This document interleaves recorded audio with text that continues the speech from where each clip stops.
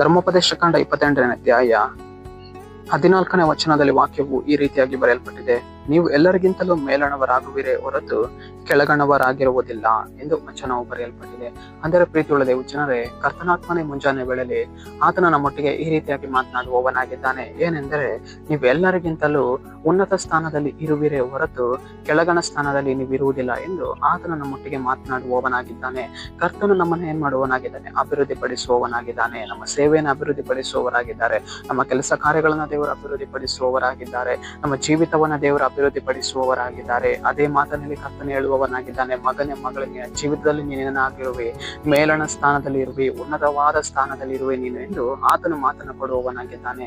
ಇವತ್ತು ನಮ್ಮ ಕೆಲಸ ಕಾರ್ಯಗಳಲ್ಲಿ ನಾವು ಒಂದು ಪ್ರಮೋಷನ್ ತೆಗೆದುಕೊಳ್ಬೇಕು, ಅಭಿವೃದ್ಧಿ ಆಗ್ಬೇಕು ಅಂತಂದೇಳಿ ಅನೇಕ ವರ್ತಿ ನಾವೇನ್ ಮಾಡ್ತಾ ಇರ್ತೇವೆ, ಪ್ರಯತ್ನವನ್ನ ಪಡ್ತಾ ಇರ್ತೇವೆ.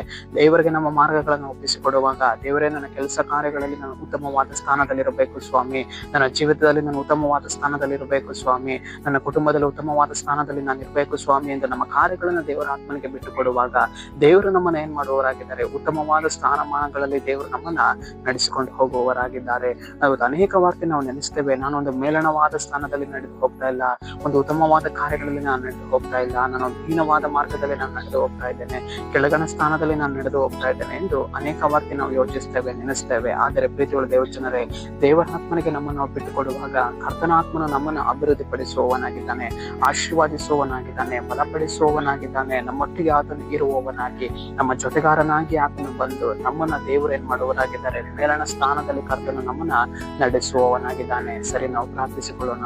ಅಪ್ಪ ಕರ್ತನೆ, ನಿಮಗೆ ಸ್ತೋತ್ರ ಸ್ವಾಮಿ. ಈ ಮುಂಚಾನೆ ವೇಳೆಯಲ್ಲಿದ್ದೇವೆ, ಈ ವಾಕ್ಯ ಭಾಗ ಸಂದೇಶವನ್ನು ನೋಡುವ ಜನಗಳನ್ನು ಸಲ್ಲಿಸು ಕರ್ತನೆ. ನಿನ್ನ ಜನರ ಜೀವಿತದಲ್ಲಿ ನಿನ್ನ ಕಾರ್ಯವನ್ನ ಮಾಡಿ, ನಿನ್ನ ಜನರನ್ನ ನಿನ್ನ ಮೇಲಣವಾದ ಕಾರ್ಯಗಳಲ್ಲಿ ನೀನು ನಡೆಸುವುದಕ್ಕಾಗಿ ಸ್ತೋತ್ರ, ಅಭಿವೃದ್ಧಿ ಪಡಿಸುವುದಕ್ಕಾಗಿ ಸ್ತೋತ್ರ. ನಜರೇತಿನ ಯೇಸುವಿನ ನಾಮದಲ್ಲಿ ಕರ್ತನೆ, ಆಮೆನ್, ಆಮೆನ್.